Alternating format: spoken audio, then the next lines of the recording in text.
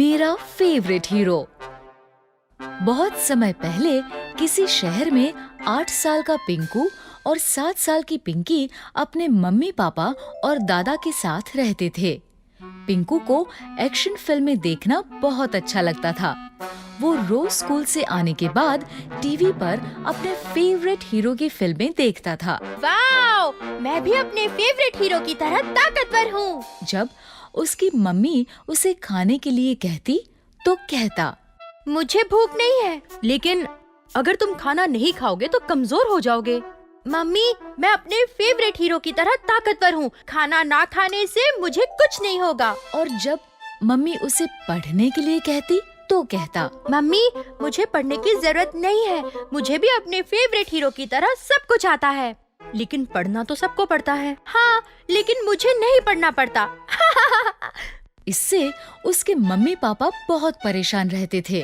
अब हम इसका क्या करें? ये तो हमारी बात ही नहीं मानता। मुझे तो कुछ समझ में नहीं आ रहा। एक दिन वो ऐसे ही परेशान बैठे थे। तभी पिंकू के दादाजी उनके पास आए और बोले, क्या हुआ? तुम दोनों इतने परेशान क्यों बैठे हो? मम्मी पापा ने उन्हें सारी बात बताई। क्या बताऊं पापा, पिंकू ना तो ठीक से खाता है और ना ही पढ़ाई पर ध्यान देता है। बस सारा दिन टीवी पर अपने फेवरेट हीरो की फिल्में देखता रहता है। हमने उसे बहुत समझाने की कोशिश की, लेकिन वो हमारी बात ही नहीं मानता। अब आप ही कुछ कीजिए। तुम दोनों चिंता मत करो, मैं कुछ करता हूँ। ये कहकर दादाजी पिंकू के पास गए। उन्होंने देखा कि पिंकू हमेशा की तरह टीवी देख रहा था। ये ऐसे टीवी के आगे से नहीं उठेगा। इसे उठाने के लिए मुझे कुछ करना होगा। वो बाहर बिजली के मीटर के पास गए और उन्होंने बिजली काट दी। उनके ऐसा करते ही घर की बिजली चली गई, जिससे टीवी भी बंद हो गया। ये लाइट क्यों चली गई? इतनी अच्छी एक्शन फिल्म आ रही थी। मम्मी, लाइट को क्या हुआ? तभी दादाजी उसके पास आए। क्या हुआ पिंकू? देखो ना दादाजी, मेरे फेवरेट हीरो की इतनी अच्छी फिल्म आ रही थी और अचानक लाइट चली गई।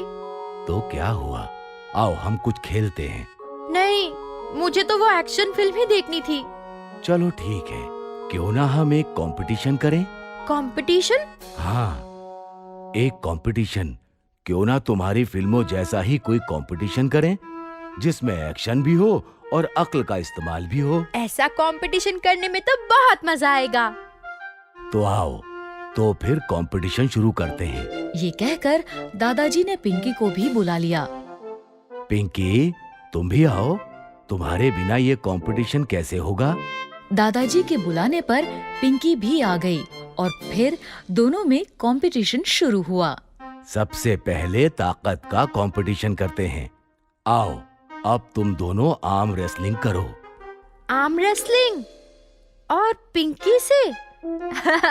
इसे तो मैं यूं हरा दूंगा। दादाजी, ये ठीक कह रहा है।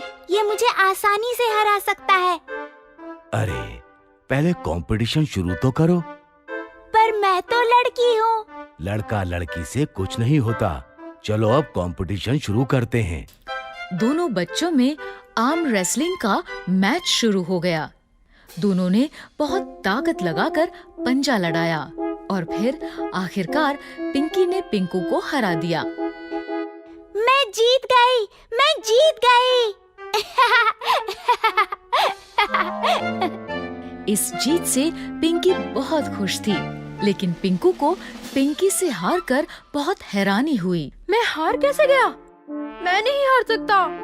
पर अब तो तुम हार गए और मैं जीत गई। ठीक है, ठीक है। चलो अब दिमाग का कंपटीशन करते हैं। मैं 3 आसान से सवाल पूछूंगा। जो उनमें से कम 2 सवालों के जवाब सही देगा, वो जीत जाएगा। ठीक है दादाजी, ये कंपटीशन तो मैं ही जीतूंगा। पहला सवाल ये है कि ABCD में कितने अल्फाबेट्स होते हैं? सवाल सुनकर पिंकू सोच में पड़ गया। उसे इस सवाल का जवाब नहीं पता था। तभी पिंकी जोर से बोली, 26। सही जवाब।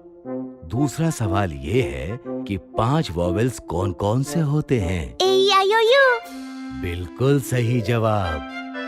मैं जीत गई, मैं जीत गई। पिंकी से हारकर पिंकू बहुत उदास हो गया। ये देखकर दादाजी बोले, चलो एक आखिरी सवाल भी पूछ ही लेते हैं। बताओ हमारे देश भारत की राजधानी क्या है? इस पर हमेशा की तरह पिंकी एक बार फिर सवाल खत्म होते ही बोल पड़ी। हमारे देश की राजधानी है नई दिल्ली। बिल्कुल सही जवाब। मैं जीत गई, पिंकू हार गया। मैं पिंकी से कैसे हार गया? इस पर दादाजी ने पिंकू को समझाते हुए कहा, तुम पिंकी से इसलिए हार गए क्योंकि पिंकी तुम्हारी तरह सारा दिन बड़े बड़े हीरोज की एक्शन फिल्में नहीं देखती, बल्कि वो अच्छे से खाना खाती है, बाहर पार्क में जाकर दोस्तों के साथ खेलती है और स्कूल में मन लगाकर पढ़ाई भी करती है। मतलब ये कि सिर्फ हीरोज की फिल्में देखने से कोई हीरो नहीं बन जाता।